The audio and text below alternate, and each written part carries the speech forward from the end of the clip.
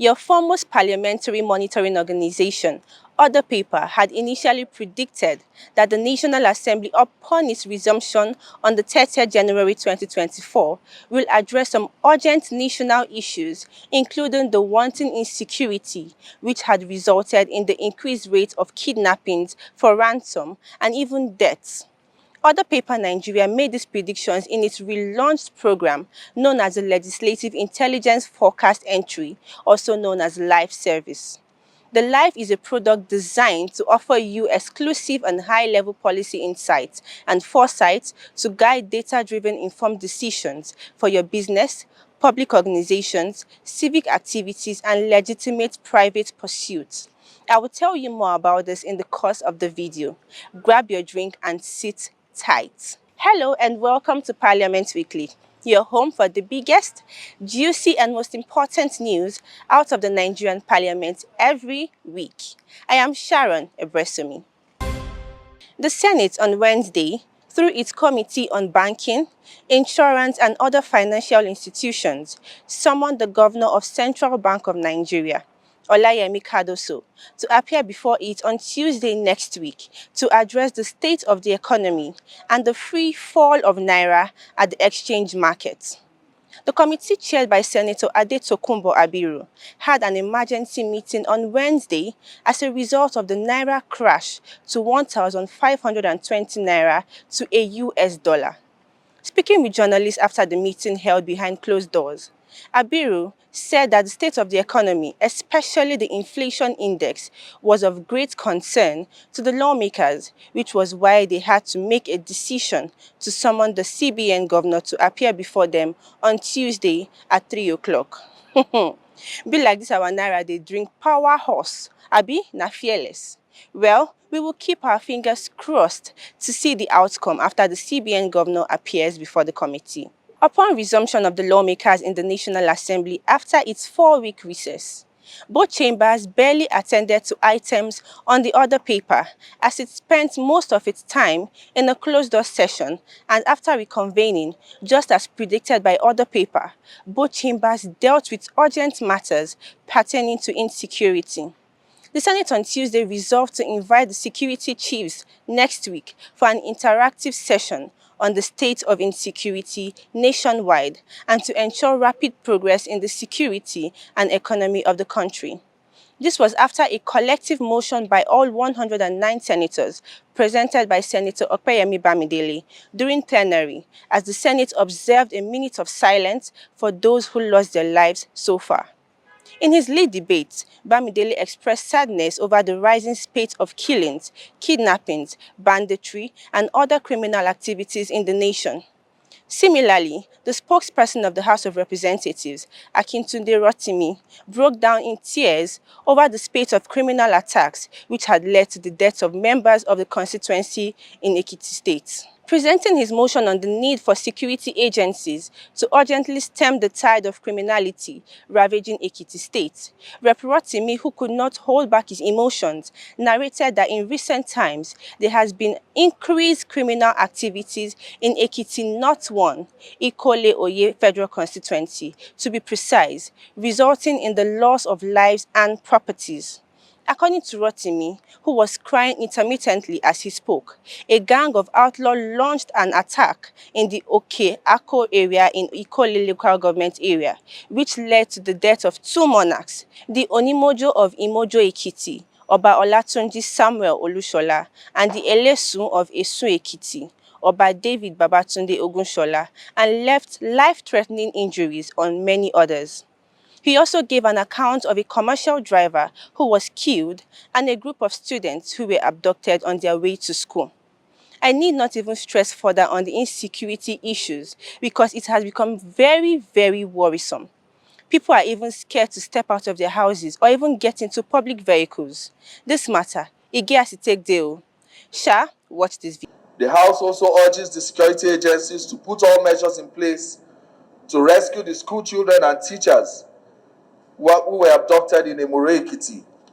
The House also compels the Ministry of Works and FEMA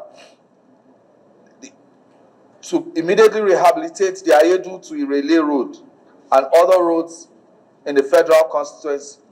The House also mandates the House Committee on Legislative Compliance to ensure compliance and report back to the House. 2 weeks. I say move, Mr. Speaker. My beautiful people, I get updates for you.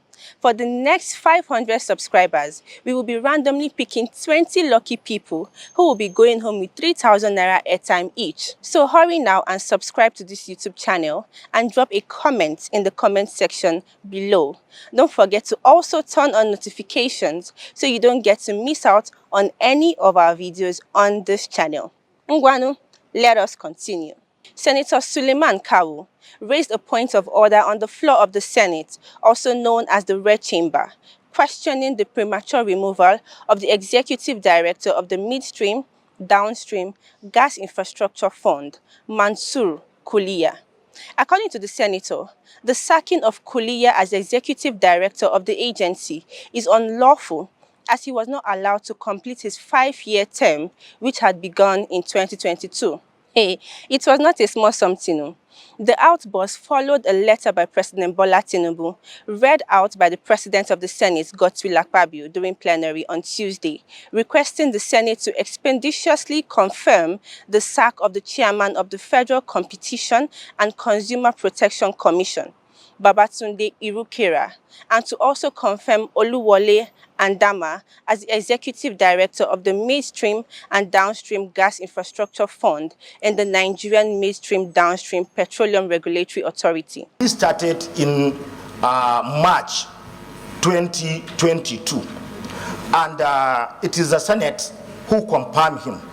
And there are so many provisions in the Act that if for any reason he will be removed or replaced for any reason, there must be a process which the executive, although he has power to appoint, but there must be a procedure in line with our laws and constitution.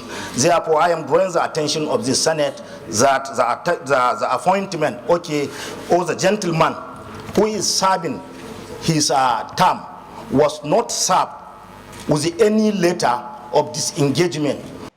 Akpabio, responding to Kawu, urged the Senate Committee on Gas and Downstream, that is expected to complete Adamu screening, to look into Kawu's claim and make recommendations to the Senate for further legislative action. The Public Accounts Committee on the House of Representatives has been investigating the mismanagement of COVID-19 funds given to government agencies to cushion the effects of COVID-19 as palliatives. Now, the committee has ordered the Federal Fire Service to refund the sum of 1.484 billion naira released to it for the COVID-19 Intervention Fund within 7 days to the federal accounts. The directive of the Public Accounts Committee on Wednesday was sequel to the failure of the fire service to appear before it to answer queries regarding the utilization of the COVID-19 Intervention Fund it received from 2020 to 2022. The Federal Fire Service was invited to appear before the committee on 4 different occasions, but the agency never honored the invitation and did not send any letter to the committee as to why it failed to appear. The chairman of the Public Accounts Committee, Bamidele Salam, in his remarks, noted that several letters had been sent to the agency without response, adding that the committee did place adverts on different national newspapers. So the full surcharge is what this motion seeks to accomplish. If they got 1,484 million and they have been given opportunities to come and explain how the money was spent on 3 different occasions, not even a letter from the Federal Fire Service, no submission of documents on 3 consecutive times. So I want to put the question, those in favor of this motion that the Federal Fire Service refund a sum of 1,484,903,760 naira to the Federation account, you say aye. Aye. Those against say nay, the ayes have it.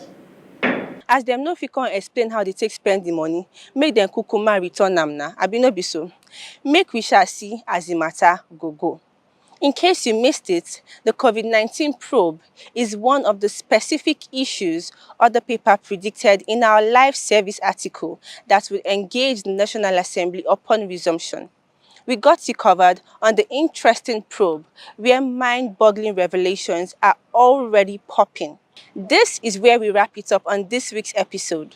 Well, to get more updates on the investigation into the mismanagement of the COVID-19 funds by some of these agencies and all other parliamentary related stories, check out our website at orderpaper.ng.